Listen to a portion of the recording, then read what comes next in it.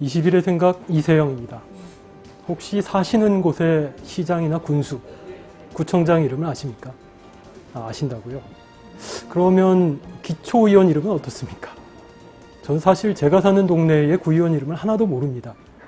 사정은 여러분들도 다르지 않을 것 같은데 어떤가요? 사실 이분들 이름을 아는 게 더 신기할 정도입니다. 이 기초의원이나 단체장 가운데는 열정과 사명감을 가지고 풀뿌리 민주주의 실현을 위해서 노력하시는 분들도 있지만 많은 분들은 국회의원의 지역조직관리나 정치자금 조달이 본업인 분들이 적지 않은 탓입니다. 물론 이분들도 할 말은 있습니다. 공천권을 국회의원이 가지고 있는데 어떡하냐는 거죠. 이번 주 한겨레 21에서는 기초의원과 기초단체장에 대한 정당 공천 존폐 논란을 다뤘습니다. 이 자리에 한겨레 21 정치팀 송호균 기자 나오셨습니다. 안녕하세요. 안녕하십니까. 이번 4월 24일 재보선에서도 기초단체장을 뽑는 지역이 있죠. 네, 경기도 가평과 경남 함양입니다. 이번에 정치팀에서는 가평을 가평을 다녀왔습니다. 네. 두 곳 모두 이제 기초단체장을 뽑는데요. 새누리당은 지난 대선 때 박근혜 대통령의 공약대로 후보를 공천을 하지 않았어요. 네. 그래서 어떤 지역의 자치에 맡기겠다 이런 입장이고요. 반면 민주당은 공천을 했습니다. 그래서 각 지역마다 새누리당 성향의 무소속 후보들이 좀 난립하고 있는. 듣기로는 이제 전부 다 빨간 잠바를 입고 다니는 통에 주민들이 좀 헷갈려한다. 아마 이번 주 한겨레 21 기사의 어떤 그래픽으로 지금 방송에 나가겠습니다만 민주당 후보가 있고요. 가평 같은 경우는 민주당 김봉현 후보가 있고 나머지 4명의 무소속 후보들이 모두 다 새누리당의 빨간색 옷을 입고 그리고 공보물에 하나같이 이제 박근혜 대통령과 함께 찍은 사진을 박근혜 인증샷을 그렇죠. 그러니까 새누리당에서 공천을 하지 않았지만 이 새누리당 성향의 보수적 성향의 여권 관련된 인사들이 그러니까 또 이분들은 또 대부분 과거 새누리당에서 활동을 했던 사람들이에요. 그러니까 도의원이나 뭐 이런 것들을 활동하다가 개중에는 중간에 사퇴해서 다시 나온 분도 있고요. 어쨌든 새누리당의 적자 경쟁을 벌이고 있는 이러다 보니까 마치 4명의 새누리당 후보와 1명의 민주당 후보가 싸우고 있는 것 같은 구도가 지금 가평에서 만들어지고 있습니다. 마치 당내 경선 같은 분위기도 있겠어요. 네, 그렇습니다. 특히 이제 가평 같은 경우는 경기도지만 이제 새누리당 지지세가 워낙 뚜렷한 곳이에요. 새누리당의 정병국 의원이 가평에서만 4선을 했거든요. 그리고 지난 대선에서도 새누리당 지지세가 경기도 내에서도 평균 이상으로 높은 지역이고요. 이러다 보니까 새누리당 지지층들을 잡으면 당선될 수 있다 이런 판단들을 무소속 빨간색 옷을 입은 무소속 후보들이 하고 있는 것으로 보여집니다. 돌아다녀 보니까 주민들 반응은 어떻던가요? 네, 공천을 하지 않은 것에 대해서 일단 이것이 어떤 풀뿌리 지역 지방자치의 활성화를 위해서 잘한 결정이다 이렇게 의식적으로 이야기하는 주민은 정말 찾아보기 어려웠고요. 대체로 일단은 재보선이고 또 군수선거이기 때문에 관심이 많이 없는 것이 사실이죠. 그럼에도 불구하고 정치에 어느 정도 관심이 있고 그리고 이번 선거에도 관심을 보이는 주민들은 대체로 그래도 공천을 하는 게 맞지 않냐. 그러니까 공천을 했을 때와 하지 않았을 때 똑같은 후보들이 나온다라는 거죠. 이제 똑같이 당의 경선에 도전했을 후보들이 당의 어떤 경선 절차 없이 공천을 하지 않다 보니까 똑같이 이제 4명 다 후보를 등록했을 뿐이지 과연 뭐가 달라진 게 있느냐. 오히려 이제 혼란을 좀 부추기는 측면이 있는 것 같다. 이렇게 좀 규정적으로 보는 인식이 많았습니다. 지난 대선 때요. 문재인 후보가 공약을 했어요. 기초의원, 기초단체장의 정당 공천을 않겠다. 이번에 가평 군수를 공천을 했어요. 어떤 사정이 있었던 거죠? 정확히 보면 지난 대선 때는 이제 마치 정당의 기득권 내려놓기가 하나의 유행이 되어 버렸죠. 그래서 문재인 후보와 안철수 전 후보가 새정치공동선언이라는 것을 11월에 발표를 하는데 거기에 보면 정확한 문구는 기초의원에 대한 정당 공천을 하지 않겠다. 그러니까 또 기초단체장 같은 경우는 문구에 들어가 있지는 않거든요. 그래요? 근데 어쨌든 공천을 하지 않겠다라는 것이 들어갔죠. 그러니까 그것이 정당의 기득권 내려놓기라는 차원에서 이것이 마치 어떤 새정치의 프로세스 중에 하나로서 합의했던 것이죠. 그리고 이 새정치공동선언이 나오기 전에 며칠 전에 박근혜 후보가 먼저 이제 공개적으로 언급을 해요. 기초단체장과 기초의원 공천하지 않겠다. 그러니까 그것은 정치적으로 보면 그 두 진영 모두 아주 깊은 고민을 했다라고 보기는 어려울 것 같고요. 그런 그 새정치 혹은 정당의 기득권 이런 부분들이 선거의 화두와 이슈가 되다 보니까 어떤 그런 그런 요구에 화답하는 형식으로 기초의원과 기초단체장 공천이라는 것이 사실 정당 입장에서는 가장 쉽게 포기할 수 있는 권한 중에 하나일 거거든요. 그래서 별 고민 없이 좀 그런 것들이 하나의 경향이 되어버렸던 게 아닌가 이런 생각이 좀 들고요. 어쨌든 민주당도 그 공천하지 않겠다 이런 약속을 했죠. 근데 이번 재보선에 보면 새누리당은 약속을 지켰고 민주당은 약속을 지키지 않았습니다. 그러니까 약속이라는 프레임으로 보면 그나마 새누리당이 잘하고 있는 것이고요. 민주당은 그것도 못하고 있는 것이다 이렇게 말씀드릴 수 있겠는데 어쨌든 민주당에도 논리는 있습니다. 그러니까 현재 그 공직선거법에 보면 이제 각 기초단체장, 기초의원을 뽑을 때 정당이 공천할 수 있다라는 조항이 명시되어 있어요. 근데 민주당에서는 이 공직선거법의 개정이 우선이다. 현재는 법의 조항이 있기 때문에 법의 취지에 맞게 공천하는 게 맞다라고 이야기하는 것이고요. 근데 물론 공직선거법에 그런 조항이 있다고 해서 공천을 하지 않는 게 불법은 아닌 것이죠. 할 수 있다라는 조항이니까요. 지난번에 3월에 저하고 같이 광주 네. 민심기행을 다녀오셨죠. 네. 뜻깊은 출장이었습니다. 네. 그때 이제 시민단체 분들이나 혹은 지역의 제야 원로들 얘기를 들어보면 이 호남 정치를 망친 가장 큰 주범이 이 지방 정치, 특히 이제 기초단체장과 기초의원에 대한 정당 공천이다. 이런 말씀을 공동적으로 하시더라고요. 네. 말씀을 듣고 보니까 상당히 수긍이 가던데 이 전문가들 의견은 어떤가요? 찬반이 팽팽하다고 하는데.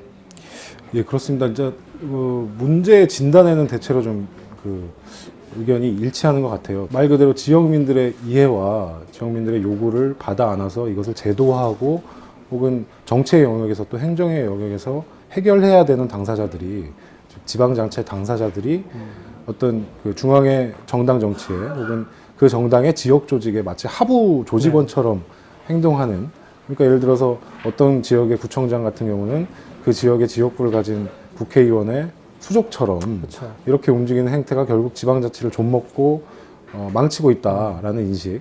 이런 과정에서 그 지방자치의 일꾼들이 지역의 이제 그 기득권 세력들, 토호들과 결탁해서 그 기득권 질서에 편입되어 들어가거나 아니면 오히려 그 기득권 구조의 강화를 위해서 뛰는 이 아이러니한 상황.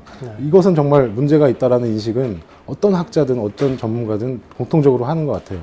근데 이제 그 대안으로서 얘기되는 그 이제 기초단체장 기초의원 공천 폐지라는 제도를 놓고 보면 학계에서도 좀 의견이 갈리는 것 같습니다. 예를 들어서 행정학계와 정치학계의 입장이 조금씩 다른 것 같아요. 행정학계는 대체로 공천 폐지하는 게 맞다. 그것만이 지방자치를 중앙정치의 그 하부조직화되는 현재의 상황을 개선할 수 있는 유일한 방안이다. 이렇게 보는 학자들이 많고요.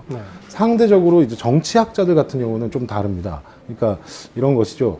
어쨌든 정당의 책임 정치 구현이라는 것이 중요한데, 그리고 거기에 더해서 정당의 기능이라는 것이 어떤 지역에서 선거를 할 때 최소한 후보자들을 검증하고 걸러내고 이제 최소한의 후보를 국민 앞에, 유권자 앞에 세우는 것이 정당의 기본적인 기능인데, 그것을 공천하지 않아 버리면 물론 여러 가지 문제점이 있고 한계가 있지만 더 많은 부작용이 생길 수 있다. 그것은 앞서 말씀드린 가평의 사례에서 볼 수 있듯이 후보자들이 난립하고, 그것도 아주 뭐 새로운 정치 신인들이 등장할 수 있는 길을 터주는 것이 아니라 기존에 활동하던 분들, 기존의 그 기득권 구조에서 활동하는 분들이 모두에게, 그분들에게 공평한 기회가 돌아가는 것으로 부작용이 클 수 있다. 이런 주장들이 좀 맞서고 있는 이런 상황이죠. 이 토호들이 난립하는 거야. 지금의 현행의 이 정당 공천제 시스템에서도 마찬가지고, 또 책임 정치라고 하는 것도 어떻게 보면 국회의원이 이 기초의원과 단체장을 줄 세우는 수단으로 악용되고 있는 게 현실이라는 거죠. 어떤가요? 이게 과연 상당히 그래서 정당 공천을 유지해야 된다고 하는 쪽의 입장들을 싹 수긍하기는 어려워요. 근데 내부에서 이번에 가평 취재를 하면서 좀 들여다 보니까요, 상당히 정치한 문제들이 많이 발생하더라라는 것이죠.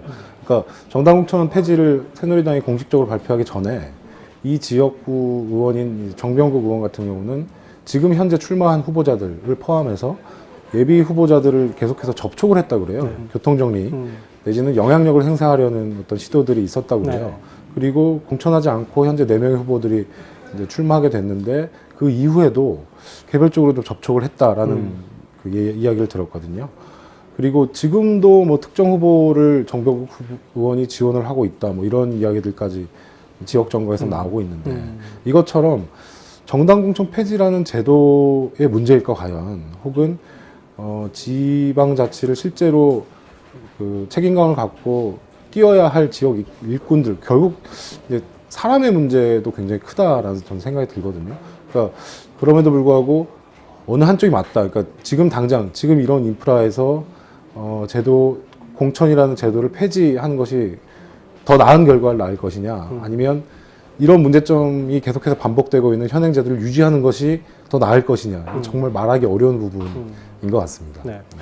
진보 정당들 같은 경우에는 정당 공천제를 유지하자는 네. 쪽이죠. 뭐 다른 속사정이 있는 건가요? 아니면은 뭐 전체적으로 대의에 공감하지 않는 건가요? 일단 기본적으로는 그 아까 말씀드렸던 학계 논란 중에 어느 한쪽의 입장, 그러니까 정당 정치의 책임성이라는 측면을 고민을 많이 하는 것 같고요. 실질적으로 들어가 보면 진보 정당들이 뭐 어려운 가운데 국회의원도 배출하고 하고 있습니다만, 사실은 굉장히 중요한 것이 구청장, 뭐 시의원, 도의원 이런 지방자치 영역에서의 아주 작은 성과들을 읽어나가는 이런 과정에 있었던 것인데요. 근데 이제 공천을 하지 않으면 그 정당의 이름으로, 진보 정당의 이름으로 지금까지 다져왔던 지역의 어떤 인프라들이 한꺼번에 무너질 수 있다, 이런 우려를 하고 있는 것 같아요. 여기에 더해서 아까 앞서 말씀드린 가평의 사례처럼 정당 공천을 하지 않았을 때 현재의 그 구조에서는 공식적이지 않은 인적 네트워크, 그리고 공개적이지 않은 어떤 관계망들, 네. 이런 것들이 선거에 영향을 주게 되는데, 이런 부분에 있어서 상대적으로 진보 정당은 정말 비교가 되지 않을 정도로 취약할 수밖에 네. 없다는 거죠. 당을 보고 찍어야 되는. 이런 현실적인 고민도 좀 어느 정도는 작용하고 있는 게 아닌가, 이런 판단을 하고 있습니다. 실제로 유럽이나 일본의 사례를 봐도 진보 정당들이 이제 진출을 하게 되는, 일단은 교두보가 사실상 지방 정치의 이 지역 네. 기초국에 네. 그러다 보니까 아무래도 그쪽에서는 내려놓기가 굉장히 힘든 모양이에요. 네. 네. 알겠습니다. 아무리 봐도 답이 없는 것 같은데, 뭐 문제점은 다들 인정을 하는데 없애자니 좀 꺼림직하다 이거죠. 송 기자 개인 생각은 어떤가요? 저는 어느 한쪽이 맞다라는 판단은 솔직히 아직 못하고 있습니다. 근데 어떤 제도를 선택하든지 간에, 공천을 유지하든 폐지하든지 간에 일정한 부작용과 문제점 나타날 수밖에 없을 것이다. 그렇다면은 그 문제점을 최소화하고 보다 정치가 나아질 수 있도록 제도화하는 것이 필요할 텐데, 이를 위한 정치권이 아주 진지하고 근본적인 고민들을 지금 하고 있느냐. 사실 새누리당과 민주당의 행태를 보면 자신의 정치적 이해를 위해서 그렇죠. 무공천이라는 약속을 대선 때 내놨던 것이고, 지금도 본인들의 정치적 이해가 가장 중요한 것이거든요. 그러니까 이런 상황에서 과연 이 논의를 이들이 과연 기성 정치권들이 할 수 있느냐, 해나갈 수 있느냐, 좀 회의적인 생각을 갖고 있습니다. 알겠습니다. 잘 들었습니다. 이번 주 한겨레 21 표지 이야기에서는 진주의료원 사태로 촉발된 한국 공공의료 시스템의 속살을 들춰봤습니다. 진주의료원과 서울동부병원, 인천의료원, 충남 서산의료원 4곳을 찾아서 공공의료원에 의지해 살아가는 이웃들의 절박한 사연을 들었습니다. 담담하고도 암담한 환자들의 이야기가 한 정치인의 무모한 도박이 가져올 사회적 재앙을 예고하는 듯합니다. 기획연재 시리즈 무죄와 벌, 드디어 마지막 회가 끝났습니다. 전직 판검사와 경찰, 법률 전문가들이 현장에서 경험한 한국 형사사법 현실에 대해서 한겨레 21이 마련한 좌담회에서 풀어냈습니다. 형사기법 전문가들로부터 들어본 수사 잘 받는 법, 또 일독을 권합니다. 전문가들은 조언합니다. 수사 초기에 변호인을 구하라, 진술 거부권을 활용하라, 조사 시작 시각과 종료 시각을 정하라. 요즘처럼 가짜 법치가 판치는 세계에선 법 없이도 살 여러분께서도 반드시 숙지가 필요한 유용한 내용 같습니다. 21의 장각, 오늘은 여기까지입니다. 지금까지 진행의 이세영이었습니다.